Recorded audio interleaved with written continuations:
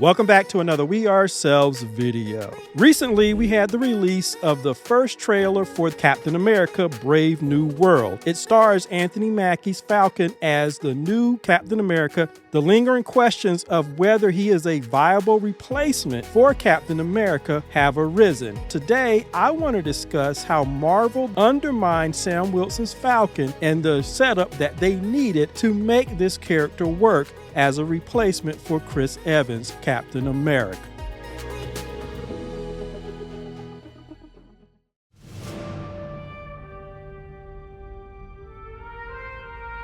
As a fan of the MCU, when Marvel announced the rollout of this Disney Plus shows, I was excited.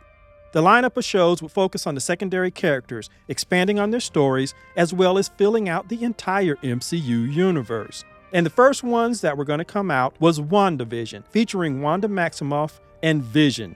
That was going to be followed by Falcon and the Winter Soldier in March 2021, and then Loki picking up with his stealing the Tesseract and telling us exactly what happened with him. And last but not least, you would have Hawkeye and then a new MCU character called Moon Knight. I was excited about having Marvel live-action shows, the first since the ones on Netflix and a couple of series on Hulu. And on January 15, 2021, Marvel released the WandaVision show. Immediately, I was intrigued because I was aware of the references to some of the classic TV shows, having watched a lot of those as reruns while growing up. I was also a fan of the songwriting duo, so as they composed new opening theme songs for each show in the style of the original shows, I found that awesome. And you also had fans trying to read the little Easter eggs in the openings and trying to anticipate who the next big Marvel villain would be. But perhaps the most emotional and interesting part of WandaVision was seeing the second-tier hero elevated to a first-tier hero. We saw Wanda Maximoff go through her personal journey and become the Scarlet Witch. We discovered her background, watched her start a family that she created, and experienced her love for Vision. And again, she was a second-tier character that was elevated to the front line. Just like her, we had Falcon, who was given the shield by Captain America in Endgame, so he was also elevated from the second string to the first seat. So as I watched WandaVision and enjoyed it, and it came to an end, I looked forward with anticipation to watching Sam go through his own personal journey and finally accept the shield and mantle of Captain America. I was hopeful that we would finally get more of his backstory and find out all those things that we never had a chance to learn about him in the movies. In other words, I was expecting the same treatment for Falcon as we had with Wanda.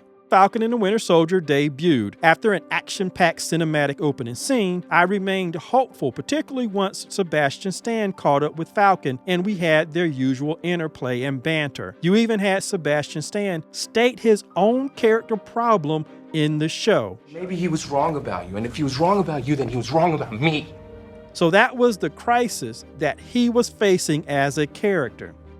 And I generally liked the first 2 or 3 episodes of the series, even the inclusion of who would become the replacement Captain America, or as some people said, the Party City Cap. However, slowly but surely, I began to see that we were not going to get the story about Sam Wilson and his journey from Falcon to the new Captain America. Unlike WandaVision, which was all about her grief and her journey, her lost love, and her evolving into this new A-list character, Sam, on the other hand, did not get a similar treatment. We didn't go into his background, and I was surprised that we never got to see the story of how he lost his wingman or how he got the wings in the first place.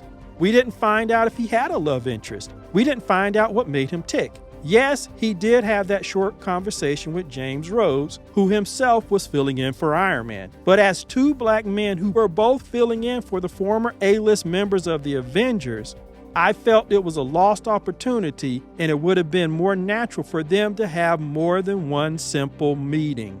But as the show went on, I began to see that that wouldn't happen either.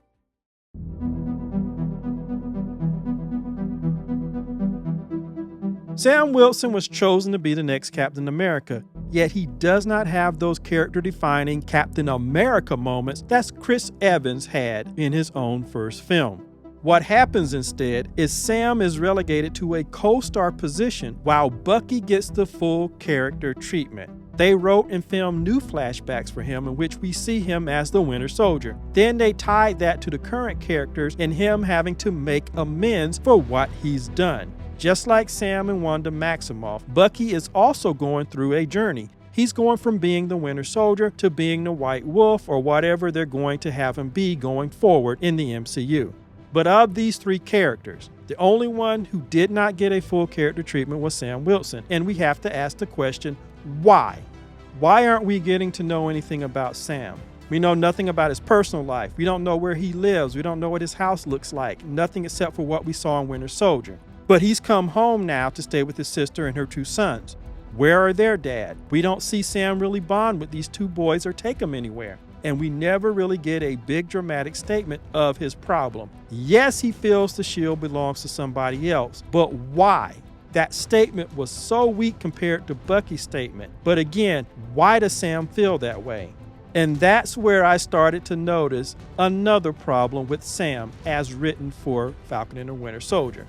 Apparently, in an effort not to trigger any other fans and make Sam more palatable and acceptable as a replacement Captain America, they made sure that they separated Sam from any real consideration of race or any kind of discrimination based on his race or anything like that. Let me explain. The place for Sam to state his dramatic problem was right here in the therapy scene with Bucky. Sam should have raised his own voice and told Bucky that he and Captain America didn't realize what it meant when they gave him, a black man, the shield and wanted him to replace Captain America. The actual line Sam has, that he did the right thing, is weak to me because it doesn't make any sense. He wasn't doing the right thing by giving the shield back because the reason he did it was for fear of the American people not accepting him. And if that was true, then America, or the people within America who would not accept him because he was a black man, they were wrong. So giving back the shield wasn't the right thing to do. It was just the expedient thing to do to avoid creating an issue. Anyway, Bucky could have reacted how most white individuals do when their black colleagues or co-workers finally mention race. He should have tried to sidestep the statement at first. And at that point, the therapist should have intervened to remind Bucky that Sam is being honest, and as a black man, he has justified worries. And as Bucky continues to struggle to deal with that, and please, don't forget this man was born in the 1920s, folks. So it's conceivable that he would have a hard time understanding what a modern black man is dealing with. So as he struggles to deal with that, then you can have Sam give that line that he does in the show and basically says he's done there, and he gets up and leaves. If that scene would have played out this way with both Sam and Bucky stating their dramatic problem, if the scene had played out this way, Bucky's line at the end of the show about not understanding Sam's problem would have changed into something more meaningful, like he finally understands. This change in this scene would have forced the show to deal with Sam's concerns in a more straightforward and realistic way. When it comes to stories and your main characters, a main character or a hero is only as good as the antagonist, the opponent. John Truby, in his book, The Anatomy of Story, he gave a checklist for an effective opponent. But I want to really focus in on the very first one, and that's making the opponent necessary. The necessary opponent either forces the hero to overcome his or her weaknesses or destroys them. Put another way, the necessary opponent makes it possible for the hero to grow. Isaiah Bradley could have been Sam's nemesis, just as Zemos was Bucky's nemesis. Isaiah Bradley and his justifiable attitude could have played to Sam's worst fears, that America would not accept him, and you could have seen him deal with that. And if you wanted to let the target audience off the hook, you can even play into the fact that Sam was actually wrong, that there are more people than he realized in a modern America who would be perfectly fine with him being the next Captain America. You could have encompassed all of these elements and all of these different sides of the arguments in a much more realistic way But if you don't speak your truth because you're trying to second guess and you're trying to let the possible criticism keep you from doing what you need to do, then you're not helping anybody. And this show didn't help anybody. Most of all, this show did not help Sam Wilson and his character. And that is one of the reasons why it ultimately undermined him and what he's supposed to be going forward. And as a result, his sister became the stand-in as the almost angry black woman because she was always the first one and sometimes the only one to comment on maybe that their treatment was because of their skin color. For example, when he's talking to the young boy in the neighborhood where Isaiah Bradley lives, the young boy who would naturally look up to this black man as a hero, he tells the boy not to call him Black Falcon. He's just Falcon. He wants to take the race part out of it, even though it's natural for this young black boy who's looking at this adult black male hero to see that.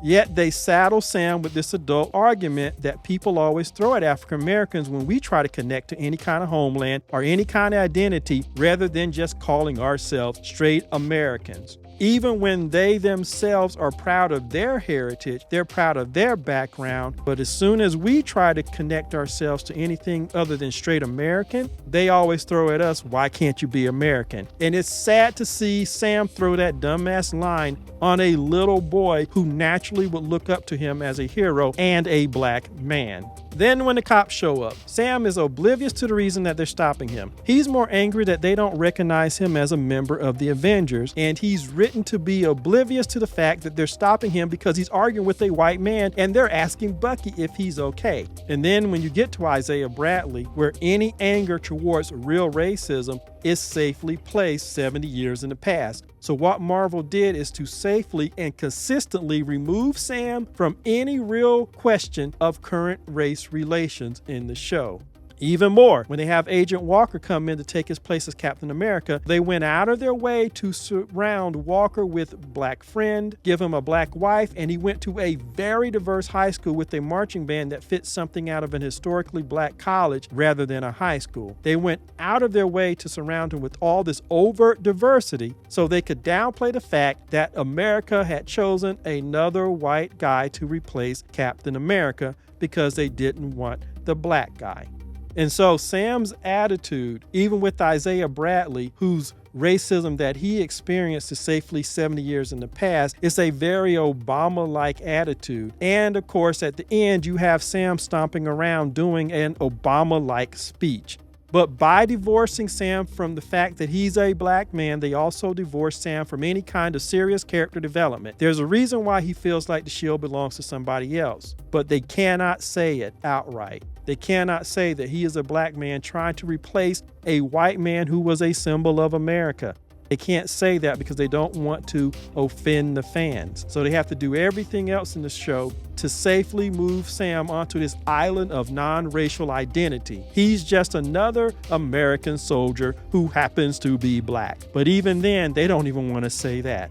He's not doing like Wanda did. We're not delving into his past. We're not finding what makes him tick. His sister asked why he left and ran away from home, but he never answered her. And we never go into his past to explore that question of who and what he is. However, with Bucky, on the other hand, we not only get more flashbacks of him, but we even see the come to Jesus moment in Wakanda where he finally demonstrates that he's free of the Winter Soldier persona. And we even give him Zemo as a villain who is uniquely qualified to test his resolve and test whether he has truly changed. And in Falcon and the Winter Soldier, we follow this story with Bucky and Zemo all the way down to the last scene where he has the gun on Zemo, and then he reveals that he never even put the bullets in the gun. Bucky's story arc is complete.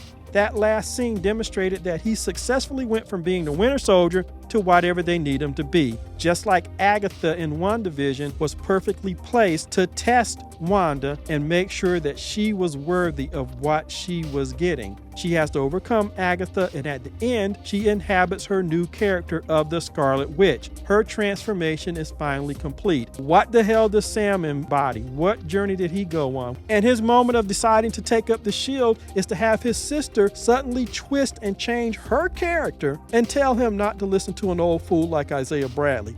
Keep in mind, he feels sorry for Isaiah, and he wants to make sure that Isaiah's legacy and service to the country is recognized publicly.